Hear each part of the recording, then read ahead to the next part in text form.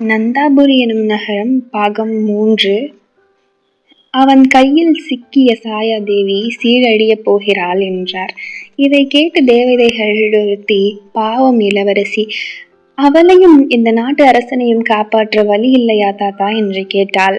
அந்த பகைவனை வெற்றி கொள்ள வழி இல்லையா தாத்தா என்று இன்னொரு தேவதை கேட்டாள். அதற்கு தாத்தா, வழி இருக்குது, வெற்றி கொள்ளவே, பகையை வெற்றி கொள்ளவே.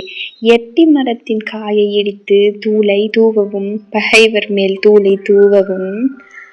அதுவும் நமக்கு அருகிலேயே வளர்ந்திருக்கிறது. ஆமாம், வளர்ந்திருக்கிறது. இந்த ரகசியத்தை சொல்பவர்கள் கல்லாய் போவார்கள், கருங்கல்லாய் போவார்கள் என்று பாட்டாக பதில் சொல்லி முடித்தார். பின்னர் அனைவரும் விண்ணுலகு சென்றனர். தாத்தா கூறியதை எல்லாம் மரத்துக்கு பின்னால் மறைந்து நின்றிருந்த ஆனந்த கோசன் கேட்டுக்கொண்டிருந்தான். இளவரசிக்கு ஏற்பட இருக்கும் ஆபத்தை நீக்க வேண்டும், நாட்டை காக்க வேண்டும் என்றெண்ணி தாத்தா சொன்ன எட்டி மரத்தை கண்டுபிடித்தான். அந்த காய்களை பறித்து தூளாக்கி கொண்டான். அரண்மனையை அடைந்தான். அங்கு வைசாலி வேந்தன் அனுப்பிய ஓலையை வைத்து கொண்டு அரசன் கவலைப்பட்டு கொண்டிருந்தான். இளவரசி சாயாதேவியை என் மகன் வித்தக வினோதனுக்கு மடம் முடித்து கொடுக்க வேண்டும், இல்லையில் போருக்கு தயாராக இருக்க வேண்டும் என்று அந்த ஓலையில் எழுதப்பட்டிருந்தது. ஒரு போரை சந்திக்க சில நாட்டுக்குள் மற்றொரு போரா? வைசாலியின் யானைப்படை உலக புகழ் பெற்றது. அதனை வெல்வதென்பது முடியாத காரியம். அதற்காக இளவரசியின் வாழ்வை பாழாக்குவதா? தெரிந்தே பாலும் கிணற்றுக்குள் விழுவது போல சாயாதேவியை வித்தக வினோதனுக்கு மனம் செய்து கொடுப்பதா? ஐயோ, நான் என்ன செய்வேன் என்று மன்னன் மனக்குழப்பத்துடன் இருந்தான்.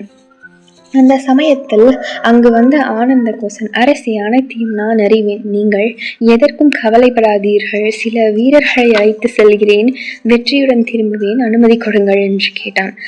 அரசன் ஆச்சரியத்துடன் அனுமதி வழங்கினான். தூதுவன் மூலமாக நரேந்திர பூபதியின் முடிவை அறிந்த வைசாலி வேந்தன் கடுஞ்சினம் கொண்டு தன் யானை படையுடன் புறப்பட்டான்.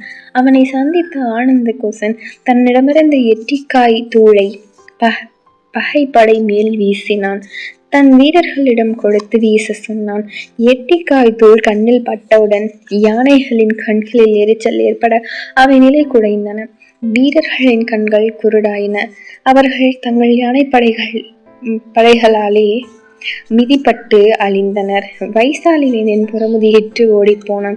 ஆனந்த கோசன் வெற்றி வீரனாக திரும்பினான். தன்னையும் தன் நாட்டையும் 2 முறை காப்பாற்றிய ஆனந்த கோசனுக்கு என்ன கைமாறு செய்வதென்று மன்னன் எண்ணினான். தன் அருமை மகளை அவனுக்கு திருமணம் செய்து கொடுத்தான்.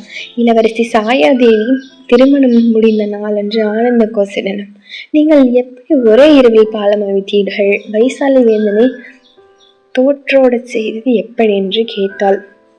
மன்னன் மகளை மணந்த மகிழ்ச்சியில் தாத்தா சொன்ன எச்சரிக்கையை மறந்த ஆனந்த கோசன் தான் வெற்றி பெற்ற விவரத்தை விளக்கினான். இதற்கெல்லாம் காரணம் தென்தாடி வேந்தராகிய தாத்தா தான் என்றான். உடனே கல்லாகிவிட்டான். கணவன் கல்லாகிவிட்டதை கண்ட சாயாதேவி வீலென்று கத்தினாள்.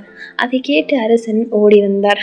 அவரிடம் சாயாதேவி ஆனந்த கோசன் சொன்னதை சொன்னாள். சொல்லி முடித்ததும் கல்லாகிவிட்டாள். ஆம், சொல்லி முடிப்பதற்குள் அவளும் கல்லாகிவிட்டாள். ரகசியத்தை சொல்பவர்கள் கல்லாகி விடுவார்கள் என்று தாத்தா கூறியுள்ளார் அல்லவா? மேலும் பதிவுகளுக்கு நம்ம சேனலை சப்ஸ்கிரைப் பண்ணுங்க, வீடியோக்கு ஒரு லைக் கொடுங்க.